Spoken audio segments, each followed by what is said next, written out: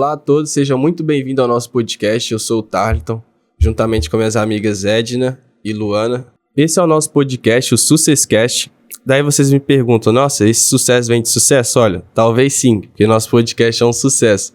Mas brincadeiras à parte, esse nome ele deriva de sucessão, ou melhor dizendo, direito das sucessões. E hoje iremos explicar para vocês da melhor forma, para vocês compreenderem melhor, né? Quando alguém fala, fulano de tal morreu, não sei o quê, será que ciclano vai ficar com tudo isso? Ó, nem sempre. E geralmente, quando nós estamos estudando sobre esse assunto, nós usamos os termos cônjuge e companheiro. Um ponto importante a ser esclarecido é a diferença que o cônjuge ele é o parceiro ou a parceira com quem a pessoa é casada.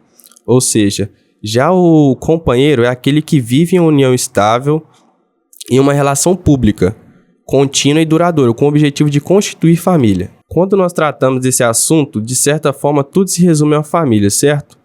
E é importante também mencionar que as famílias que constam na Constituição Federal de 88, ela se resume numa base da sociedade, ou seja, ela pode ser constituída pelo meio de casamento, união estável ou monoparental, que é denominar a presença de um só genitor homem ou mulher no papel da criação, educação e etc.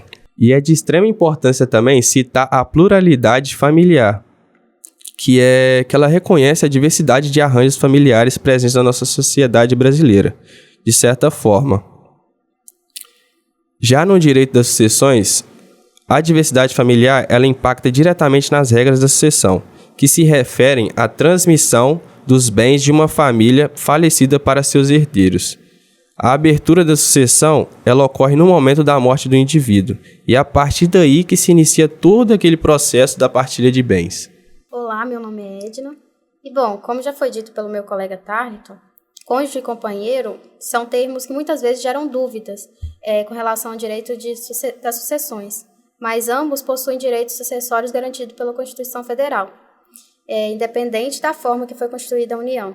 No entanto, por muitos anos a legislação brasileira tratou de forma diferente o cônjuge e o companheiro com relação aos direitos sucessórios. Essa diferenciação de tratamento foi considerada inconstitucional pelo Supremo Tribunal Federal em 2011, no julgamento da ação direta de inconstitucionalidade de número 4.277, para quem tiver interesse de pesquisar depois. O STF decidiu que o companheiro deve ter os mesmos direitos que o cônjuge em relação aos direitos sucessórios, mas antes dessa decisão, só os casados oficialmente tinham esse direito e os companheiros ficavam em desvantagem, o que era muito injusto.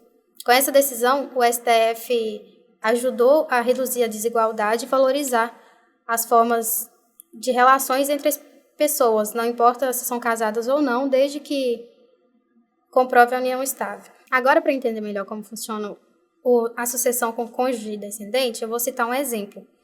Imagine que Pedro e Ana são casados sob regime de comunhão parcial de bens. Durante o casamento, adquiriram uma casa avaliada em 500 mil, que é considerado um bem comum do casal. Quando Pedro e Ana se casaram sob o regime de comunhão parcial de bens, somente os bens adquiridos durante o casamento ou aqueles que foram obtidos com dinheiro proveniente de bens comuns do casal são considerados bens comuns do casal. Pedro faleceu e, como a casa é considerada um bem comum do casal, Ana tem direito à metade do valor, ou seja, 250 mil, e a outra metade seria deixada para os filhos de Pedro e Ana. É importante ressaltar que a sucessão pode ter diferentes configurações dependendo da circunstância do caso concreto. Por isso é fundamental buscar orientação jurídica especializada. Em resumo, tanto o cônjuge quanto o companheiro têm direitos sucessórios garantidos pela Constituição Federal, que não era respeitado antes do julgamento da ADIM pelo Supremo Tribunal Federal em 2011. Olá, pessoal. Meu nome é Luana.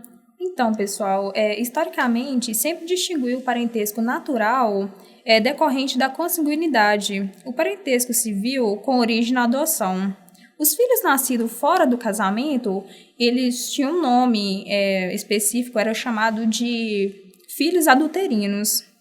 Na legislação anterior, o filho adotivo só tinha direito à herança caso os pais, os adotantes, não tivessem filhos legítimos.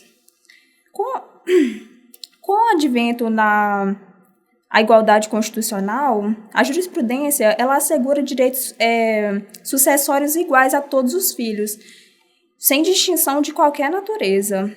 Hoje é feita uma distinção entre os filhos bilaterais, que são do mesmo pai, e os filhos unilateral, que são de genitores diferentes. De outro lado, tanto a Constituição quanto o ECA prezam pela igualdade entre irmãos, sem qualquer distinção de qualquer natureza.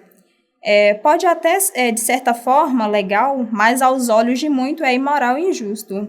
O irmão unilateral, ele não faz jus do mesmo quinhão que o bilateral. O Código Civil está priorizando os vínculos biológicos entre irmãos, em detrimento dos possíveis laços afetivos existentes.